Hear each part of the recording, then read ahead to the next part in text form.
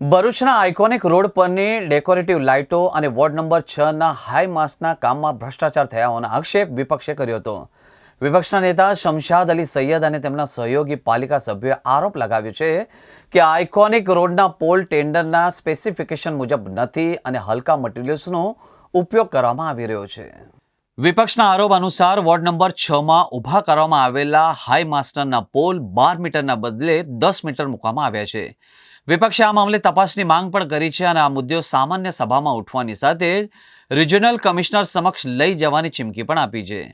બીજી તરફ પાલિકા પ્રમુખ વિભિતુબા યાદવે આ આરોપોનો જવાબ આપતા કહ્યું કે આઇકોનિક રોડના પોલ અને વોર્ડ નંબર 6ના હાઈ માસ્ટરના કામમાં કોન્ટ્રાક્ટની ગેરરીતિ તેમના ધ્યાન પર આવતા જ 10 જુલાઈના રોજ નોટિસ આપી કામ બંધ કરાવી દેવામાં આવ્યું છે। તેમણે કોન્ટ્રાક્ટરને નવેસરથી કામ કરવા જણાવી દીધું છે। પાલિકા પ્રમુખે સ્પષ્ટતા કરી છે કે વિપક્ષના આક્ષેપો બાદ નહીં પરંતુ પહેલેથી જ કાર્યવાહી કરવામાં આવી હતી। તેમણે ભારપૂર્વક કહ્યું કે પાલિકા ભ્રષ્ટાચાર ન થાય એ માટે સતર્ક છે અને વિકાસ કાર્યોમાં ગુણવત્તા જળવાઈ રહે એ માટે સજાગ પણ છે।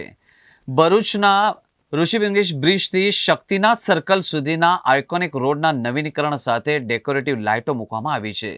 આ પ્રોજેક્ટ શહેરના સૌંદર્યકરણ માટે મહત્વપૂર્ણ છે પરંતુ હવે તેની ગુણવત્તા સામે પ્રશ્નો ઉઠ્યા છે। ભારતીય જનતા પાર્ટી શાસિત ભરૂચ નગરપાલિકાના કૌભાંડો એમના ભ્રષ્ટાચાર દિવસે દિવસે બહાર આવી રહ્યા છે।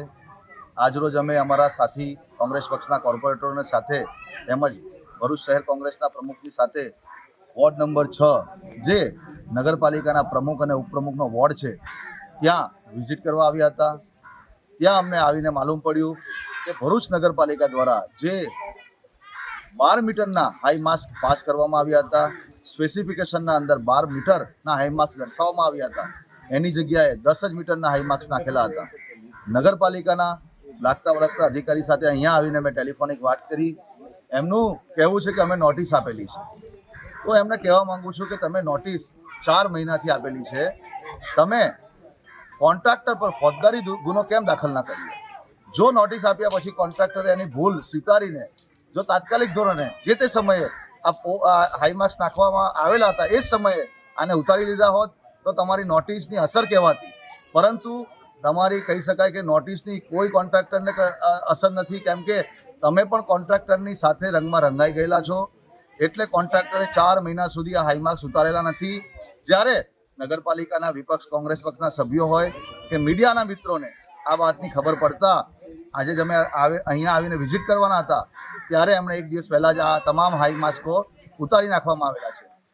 માલુમ પડેલું છે કે 12 થી 14 હાઈ માર્ક્સ મંજૂર કરવામાં આવ્યા હતા આઉટગ્રોથની ગ્રાન્ટમાંથી આ વોર્ડના અંદર, પરંતુ 6 હાઈ માર્ક્સ નાખ્યા પછી નોટિસ આપ્યા પછી પણ આ હાઈ માર્ક્સ ઉતારવામાં આવ્યા નથી। અંદાજિત એક હાઈ માર્ક્સની કિંમત 1,15,000 થી 20,000ની છે વર્ક ઓર્ડર પ્રમાણે। ત્યારે આ 10 મીટરના જે હાઈ માર્ક્સ નાખેલા હતા એની માર્કેટ કિંમત 70,000ની આસપાસની હોય છે। એટલે એક હાઈ માસ્કની અંદર ઓછામાં ઓછું 40,000 થી 45,000ની ગરબડ ગોટાળા કહી શકાય કે કટકી કહી શકાય। શું ભરૂચ નગરપાલિકાના કહી શકાય કે અધિકારીઓ હોય કે પદાધિકારીઓ હોય ભારતીય જનતા પાર્ટીના એમને આ વાતની ખબર ન હતી? જો કોન્ટ્રાક્ટરની ભૂલ હોય ને તમે કહો છો કે તમે નોટિસ આપેલી છે, તમે કાર્યવાહી કરેલી છે, તો કાર્યવાહી આવી લૂલી કેમ? 4 મહિના સુધી કેમ ફોજદારી ગુનો દાખલ ન કર્યો? કેમ તમામ હાઈ માર્ક્સ નગરપાલિકા ખાતે તમે તાત્કાલિક એને અંડરમાં લીધા નથી? કેમ કોન્ટ્રાક્ટરને 4 મહિના સુધી છાવરમાં આવેલા છે? નગરપાલિકાના ભારતીય જનતા પાર્ટીના શાસક પક્ષને કહેવા માંગુ છું કે લોકો પોતાની પરસેવાની કમાણીથી લોકો પોતાનો ટેક્સ ભરે છે, તો પોતાનો હાઉસ ટેક્સ ભરે છે।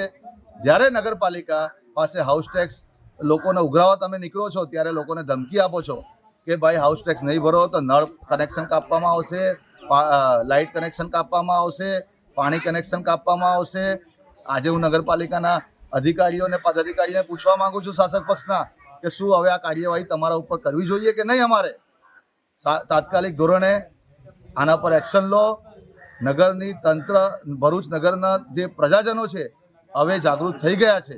તમારા આવા નાના નાના જે કૌભાંડો છે, નાના નાના જે ગરબડ ગોટાળા છે તેને ઉજાગર કરવાનું કામ આ પ્રજા કરશે અને વિપક્ષ એમની સાથે રહેશે।